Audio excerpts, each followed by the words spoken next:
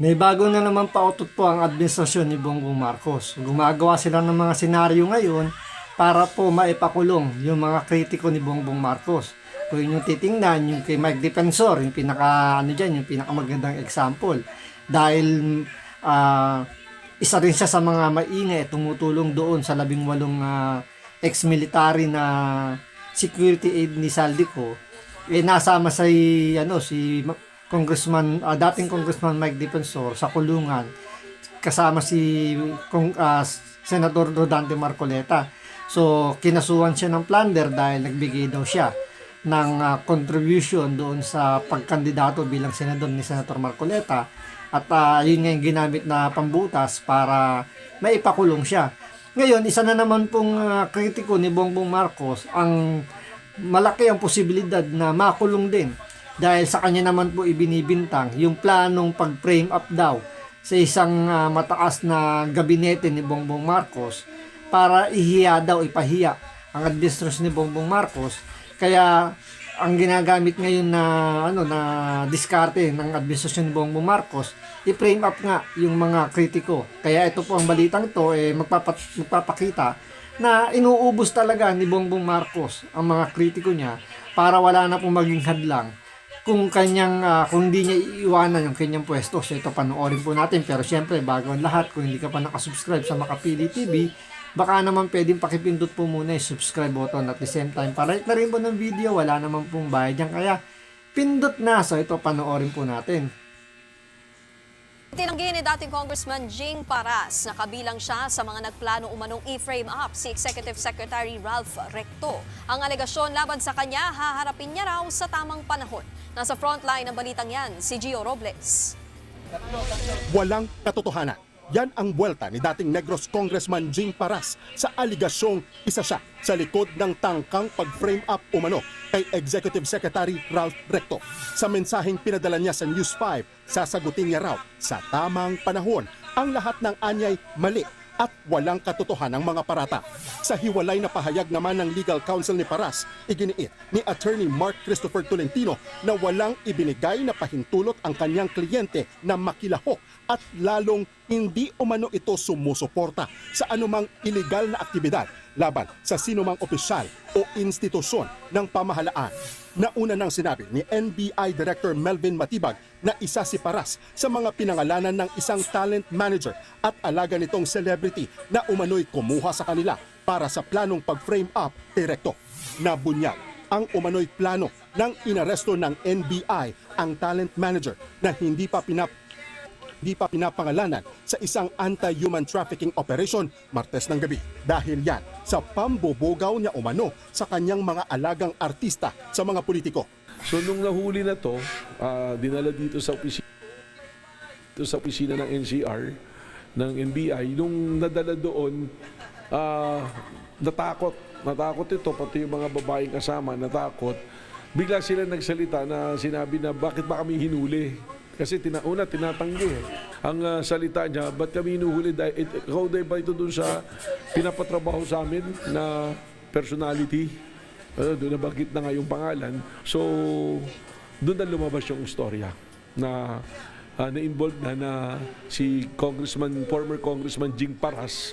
Siya yung kumausap, kumontak dito sa PIP, itong nagbubugaw nito. Dagdag pa ni Matibag, kasama sa salaysay ng talent manager at isa sa mga artistang kinuha umano para i-frame up si Recto ay si Batangas 1st District Representative Leandro Leviste. Parehong taga Batangas si Recto at Leviste. Matatandaan na nagkaroon na noon ng alitan si Leviste at Recto dahil sa away politika. Ayon kay Matibag, 4 na babaeng alaga ng talent manager ang kinuha para gawan umano nila ng sex scandal si Recto. Palalabasin daw ng mga babae na pinilit silang gumamit ng ipinagbabawal na droga at makipagtalik sa Executive Secretary. 5 milyong piso raw ang ibabayad sa kanila ni Leviste. Papatawag natin si dating Congressman Jing Paras at si Congressman Leandro Leviste na according sa statement nitong mga to, ang magpopondo doon sa gastos dahil malaking amount yung ibibigay ay si Congressman Leandro Leviste.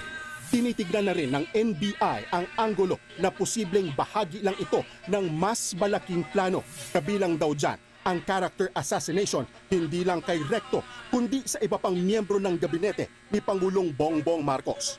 So kaya nagkakaroon ng kwento. Ito kumbaga nangyari dito, ang operation talaga human trafficking lumabas. May mas malalim na political na siguro may ugnay na namin to sa destabilization. So di ba paggugulo yun pagka ganun yung ginagawa natin. Tsaka you are going that far already na mag-fabricate ng mga kaso ng mga illegal na gawain para sirain mo yung pagkato. Character assassination, yun yung mismong ginamit dun sa pahayag. Hawak na namin yung affidavit at recording. Wala pa naman daw natatanggap ang kampo ni Paras na sabina mula sa NBI. Pero handa raw silang harapin ang mga paratang. Handa rin daw siya na makipagtulungan sa mga otoridad. Ayon naman kay Batibat, sa susunod na linggo, inaasahang haharap sa NBI sina Leviste at Paras para makuha ang kanilang mga panig kaugnay sa gumugulong na investigasyon. Patuloy na nakikipag-ugnayan ang news. So, kung titingnan ninyo, yung kwentong ginawa nito ni Matibag, parang siya yung nag-orchestra ko paano tatakbo yung kwento eh.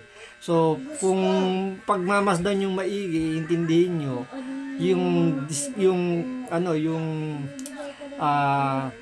kung paano kumikilos si Matibag at si Ombudsman Boying Remulla, di ba? Mukhang ang gumawa ng script ito itong dalawa dahil ang setup, di ba? Nagpe-frame up, ganyan. Pero kung titingnan nyo, magkano ba yung ibibigay na budget? So, 5 million daw ang budget para nga daw makagawa sila ng scandal kasama si Executive Secretary Ralph Recto. Pero kung titingnan nyo kung sino yung mga tinatarget ng administrasyon ni Bongbong Marcos, mukhang may halong politika. Dahil si Congressman Leandro Leviste, taga Batangas, tapos yung asawa ni Ralph Recto, nasa Batangas din. Isa yung kanilang, kumbaga, yung political area nila, magkasama. So, mukhang ini-eliminate nila itong si Leviste dahil nga pagdating sa 2028 mukhang may hirapan po yung mga itong sila Ralph Recto na may panalo kung sino yung magiging manok nila dahil nga sa mga kinakasangkutan nga nito ni Bongbong Marcos. Gayunpaman, yung setup na pag-frame up mukhang talagang minamaniobra ito ng NBI lalo na si Director Matibag. Dahil alam naman natin na pag sila yung gumawa ng kwento, most probably nabibigyan ng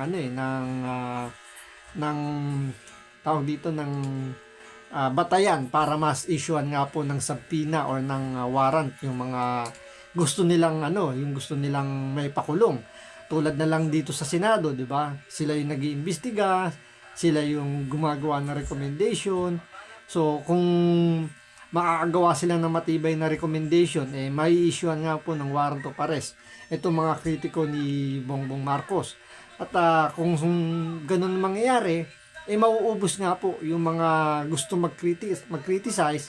At the same time, yun na rin po yung magiging parang panakot sa mga gusto pang mag-criticize dito kay Bongbong Marcos dahil kung ganun nga yung magiging tema, wala na pong kumbaga marami na yung matatakot dahil nga pag ginusto nga po ng administrasyon ni Bongbong Marcos na ipakulong ang lahat po ng kumakalabang kay Bongbong Marcos, kakayanin po nila. So hanggang dito lang po muna. Maraming salamat po sa panonood. Ingat po kayo lagi. God bless.